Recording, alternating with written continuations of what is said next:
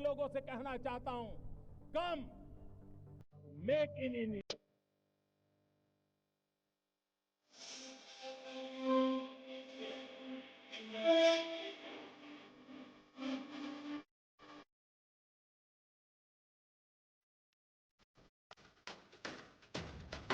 जातिगत जनगणना का मुद्दा अपना असर दिखा रहा है। प्रधानमंत्री से लेकर आम आदमी तक इस पर चर्चा कर रहा है। पीएम नरेंद्र मोदी ने विपक्षी दलों के इस दावों को समाज को जातियों के आधार पर बांटने वाला करार दिया है, तो विपक्ष के राजनीतिक दलों ने इसे सामाजिक न्याय और गरीबों की आर्थिक बेहतरी के लिए इसे आवश्यक बताया है।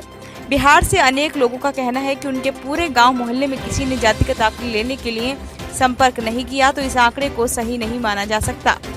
लोक जनशक्ति पार्टी के नेता चिराग पासवान यही प्रश्न उठा रहे हैं।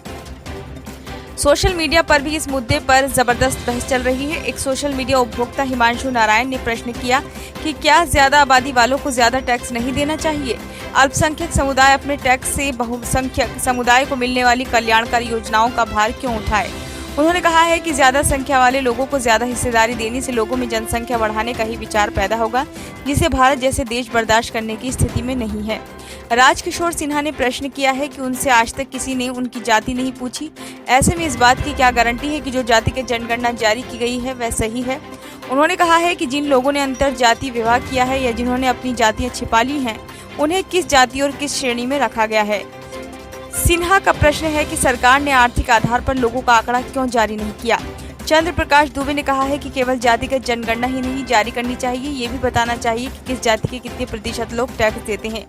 अपराधियों में जातियों का प्रतिशत क्या है? प्रश्न ये भी किया जा रहा है कि जब जातिगत आधार पर ही अधिकारियों का चयन होगा, तो क्या मामलों की जांच करते समय वह जातिगत आधार पर प्रभावित नहीं हो सकती है? क्या अपराधी भी यह मांग कर सकेंगे कि उनके मामले की जाँच किस जाति का अधिकारी करे और किस जाति का नहीं? लोग इसे हिंदुओं को जातियों के आधार पर बांटने की कोशिश के तौर पर भी देख रहे हैं। लेखराज मीना ने लखनऊ के किसी महाविद्यालय के प्रिंसिपल की लिस्ट साझा की है। लिस्ट में सभी तथाकथित उच्च जातियों के लोग प्रिंसिपल की लिस्ट में शामिल हैं। लेखराज का कहना है कि ये एक लिस्ट ही बताने के लिए पर्याप्त है कि जातिगत जनगणना और उसके आधार पर मिलने वाला आरक्षण क्यों आवश्यक है। वहीं रत्न वीरेंद्र सिंह ने लिखा है कि यदि जन्म के आधार पर कोई श्रेष्ठ नहीं हो सकता, तो जन्म के आधार पर किसी को निचले वर्ग का या पिछड़ा हुआ कैसे माना जा सकता है।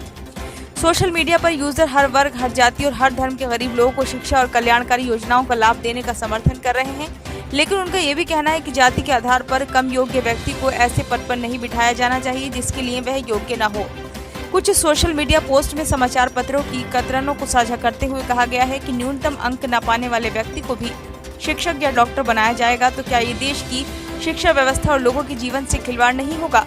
यदि योग्यता की बजाय हम जातियों को प्राथमिकता देंगे, तो हमें वो वैज्ञानिक प्रतिभा कहां से मिलेगी जो देश को दुनिया में सर्वश्रेष्ठ बनाने में मददगार होगी। ब्यूरो रिपोर्ट, नई दिल्ली।